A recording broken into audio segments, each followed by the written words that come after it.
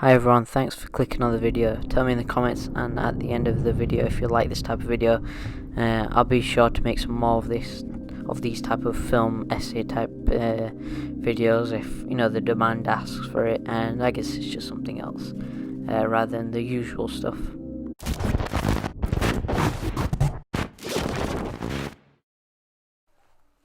To be honest, this is kind of what I feel about Spider-Man Homecoming and Peter's progression as a character from Spider-Man Homecoming to Far From Home.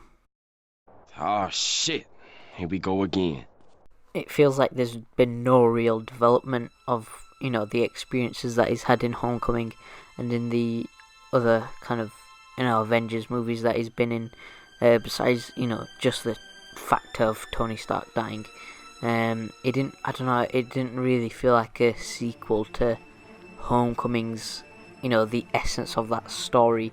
I didn't feel like there was a full character change, or I didn't feel like there's a development in his character that I'll be talking about throughout the whole of the video. What I think's been missing, and what I've put my finger to, and why I feel like Spider-Man 2 and Spider-Man 1, but I feel like they're still better than these MCU Spider-Man films. There's always been something that I thought Tom Holland's Spider-Man missed, but I couldn't put my finger to it. I remember feeling underwhelmed by Homecoming. I felt as if the essence of Spider-Man and Peter Parker was not coming through, and now in Far From Home I left the cinema much happier. However, my expectations going into the film were very low, and I thought the film would be rushed, and it would just be an average Marvel film like Ant-Man or say Doctor Strange to an extent. Now I'm going to quickly talk about Far From Home and the general things that I didn't like about it, or kind of like the MCU Spider-Man and what I don't like about him. First of all, towards the end of Far From Home, his suit, it's kind of showing him almost like, well, not foreshadowing, it's kind of showing him in the light that he's the next Tony Stark of the MCU and for this next phase. To be honest, his suit literally had no difference to his previous suits. There was no extra specific gadget or I don't know, for example, some like how he has Electro and he has electroprotective, like he has say rubber gloves or something like that. There was nothing different, so I'd say the only thing besides the reason of having that was just a bit of I guess something fun for the fans and I guess toys, but besides that was just a bit it didn't really show. There was no kind of full reason for why he made a new suit, since there were other pre-made ones that were showing on the screen. And one more gripe that I have is I feel like the Jarvis system, or Jarvis-like system that Spider-Man has, in my opinion, I don't really enjoy it. However, it is toned down in Far From Home. I feel like Marvel is trying to make him like Tony Stark and like Iron Man, when he isn't really, but that's the way they're trying to follow this new into this new phase in the MCU Spider-Man. Tobey Maguire, I would say, is the best Spider-Man, and I would say Spider-Man 2 is probably the best solo Marvel superhero film, arguably next to Iron Man 1. In Spider-Man 2, there's one key thing, is that he has struggles.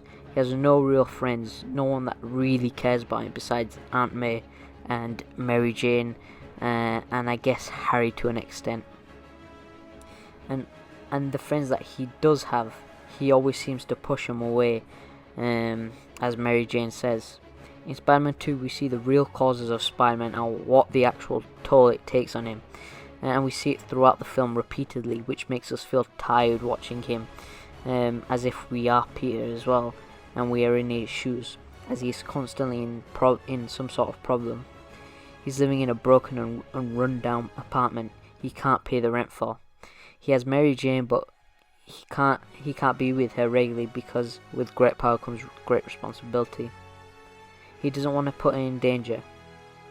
Then his best friend Harry, who doesn't like him, or at least doesn't like Spider-Man, is either backstabbing him to an extent. His mentor as well turns out to be a supervillain, then he has to confront Aunt May, telling her that Uncle Ben's death was actually the cause of Peter.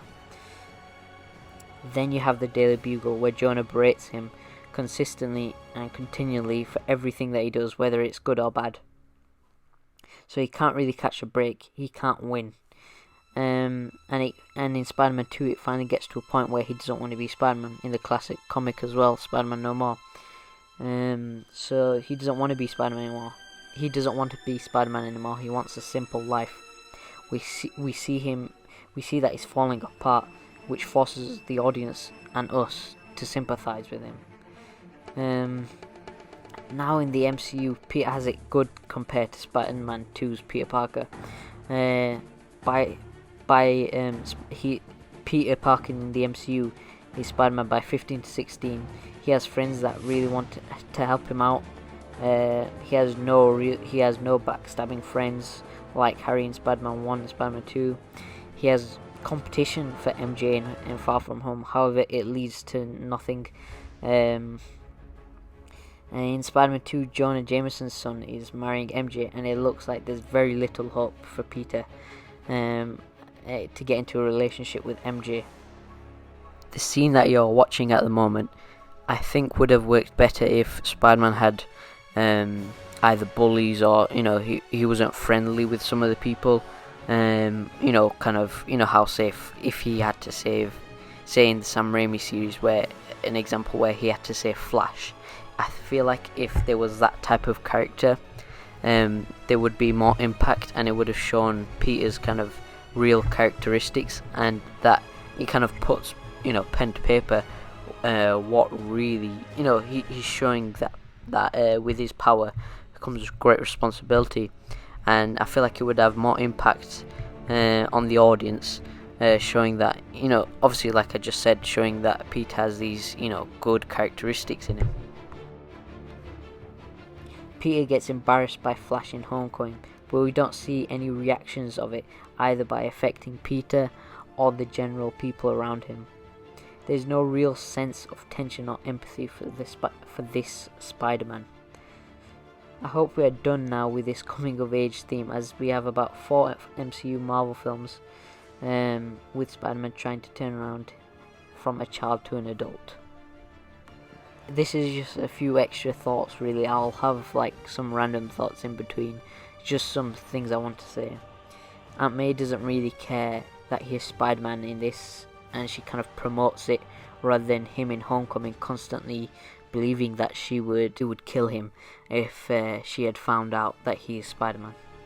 And it feels like there's very little impact that Uncle Ben had on Spider-Man in the MCU. And to be honest, I know that a lot of fans said that they didn't want a death, but that doesn't mean go to an extreme and not mention him at all. In Far From Home, the only thing that we see that was of Ben was that briefcase / kind of suitcase, wherever it was, and that gets thrown away off screen somewhere and never to be seen again. So it shows that there's been very little impact on Peter, even though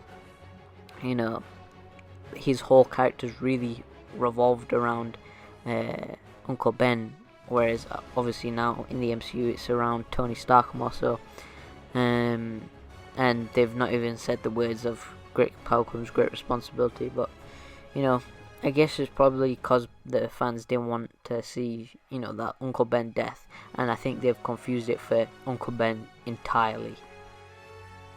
And I feel like with the mixed tones of the comedy and the parts of seriousness, we don't really get a full chance to kind of feel the loss of Tony, as in the way Peter had taken it, as we did, say for Uncle Ben dying in Spider-Man 1 in the Sam Raimi series, where most people kind of felt they felt sadness, whereas in this I didn't really feel like I saw a full there's that one scene, but in Spider-Man 1 he was driven by that throughout the whole film, getting the flashbacks, everything like that, continuing on to Spider-Man 2. So I feel like that the impact had been taken away from us due to all the the MCU comedy that has to be in all the films for some reason. I know why they wanted a bit of comedy. It was to kind of not get rid of, but it was almost to calm down the seriousness of Endgame and Infinity War. So yeah, that was really it. And hopefully, the direction that they're going to take the next Spider-Man film, Peter will go under more, he'll go under more stress. He'll feel a bit overwhelmed by his surroundings. Say he has to pay more bills, but he doesn't have any money. Say, I don't know, Jonah keeps on firing him. Similar traits that were in Spider-Man 2. Because the thing is with Spider-Man and Peter Parker, he needs to feel like the world's coming on top of him, and the world's out to get him, and it's all because of Spider-Man. But the character, the hero behind him, is that he always comes out on top, and there's always a solution for it. Even though he has to sacrifice a few things, like his relationships with his family and his friends.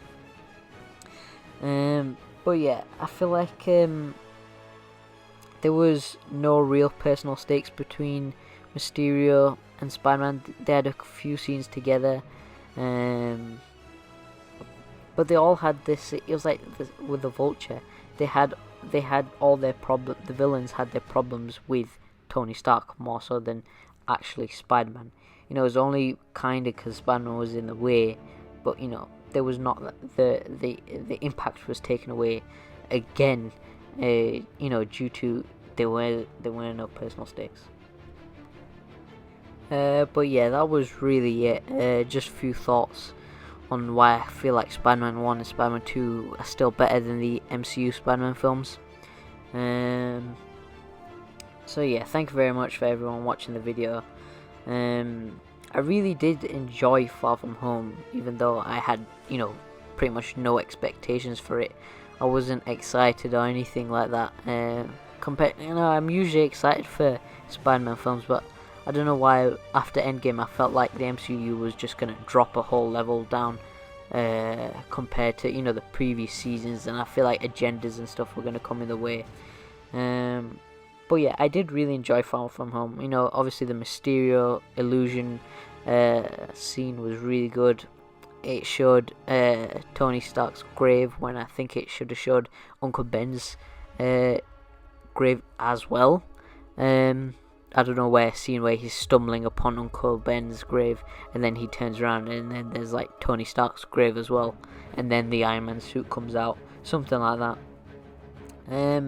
But yeah, I think this has probably been one of the better solo Marvel films of recent. I really enjoyed it, probably more so than Homecoming, because I did say I felt a bit underwhelmed coming out of Homecoming compared to coming out of Far From Home. Probably the expectation part of it, and I didn't really watch any trailers for it. I just saw random clips and stuff. I obviously knew about the suit and things like that, but that was really it. But yeah, I've only watched the film once, so my opinions could change, but I don't see it changing drastically. But I think the thing is with this film, I feel like it's a good watch to either, I don't know, I feel like if I say it because what I feel like it is like, it would be a good film if you're bored or there's nothing to watch or something like that. But I would probably watch it anyway, but I don't know. It's not like I'd go out of my way to watch it. I feel like, again, that's the thing. I think I'd pick and choose scenes maybe, but that's really it. That's all I thought. That's kind of almost my rating, if you want to call it that. But yeah, that's really it. Just some, I guess, raw thoughts on the film. But yeah, everyone, please make sure you subscribe, like, and share. And that'll be it. So, see you later.